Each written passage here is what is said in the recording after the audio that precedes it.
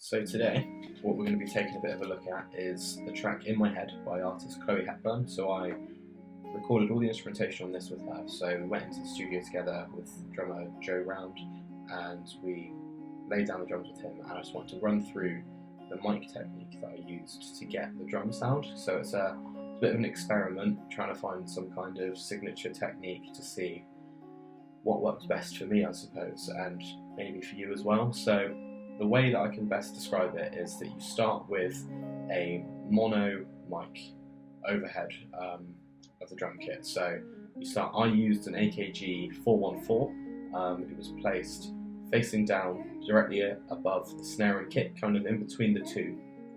And what that does is that picks up a really nice mono image of the whole kit. So it gives you some kick, snare, a bit of the cymbals because it's got quite a wide pickup as well.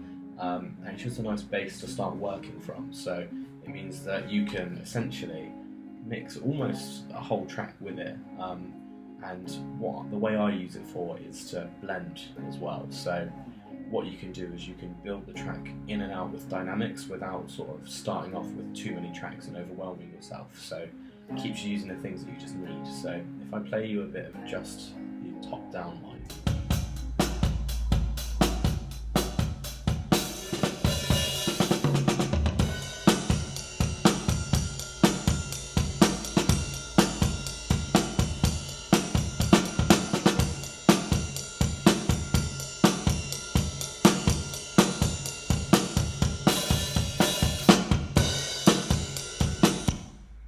So as you can hear, that's a good starting point. You can really hear a bit of everything in there, and it's not bad at all. You could, to be honest, in the right scenario and setting, you could use that for everything. But what I find is that by just close miking the instruments that you need, you can really get some nice dynamic features and textures, building things in and out as you need them. So to start, I use the D6 in the sound hole of the kick, and if we press play on this one.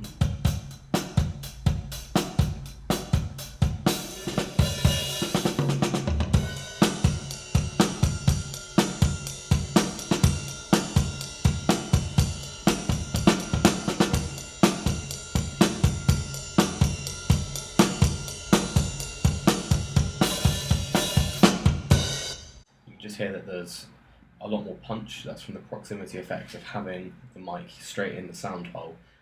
Just gives a lot more punch to the kick, a lot more body that you might need, because you just don't get that from the top down mic.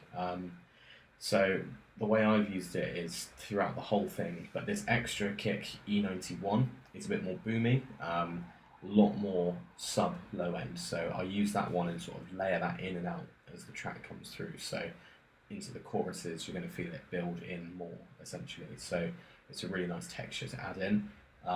Similar, what we've got with the snare here. So the 411, is on the snare, and that again just gives that close presence, a bit more body. So if I hit play on this one.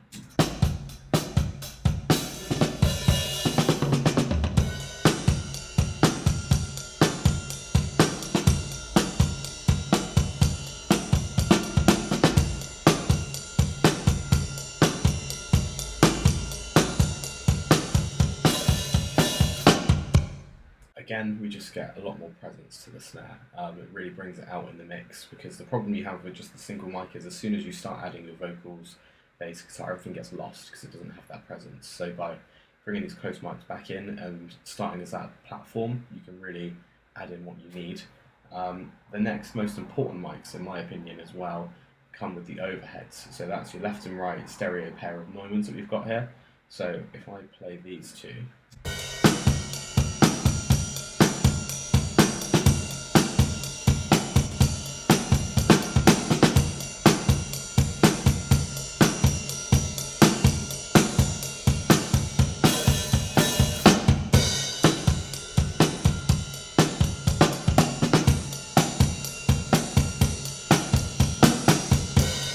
Just hear that that's going to let the cymbals cut through a lot more, so it adds in that widening effects as you would expect, because you're getting further away from the kit again. It just really brings those cymbals up to the front, which you wouldn't again get from just the single mic. The real idea of the mic is just to start you off as that building block that you can then work up from and add in what you need, take away from it when you don't want it as well, because if I wasn't using that, I'd end up trying to mix all of these separate tracks together, and I would just get confused and lost with exactly what I could do, because there's so many different options. By starting something more minimal and building up, it works really well. You could even apply this to other instruments as well, so I mean like guitar cabs, bass, things like that, starting with that one main centre point and then adding the other mics for flavour, so miking at the back of a cab with a guitar and bringing that in for certain points, or a room mic, things like that. It doesn't need to be there the whole time. You can bring it in and take it away and not over-clutter things. So yeah, I just think this is a really good way of working in general, and it's working really well for me at drums at the minute. It's a good way of just getting a reliable take every time, and if you want to try it, I think that would be amazing, and I'd love to see what you could get as well.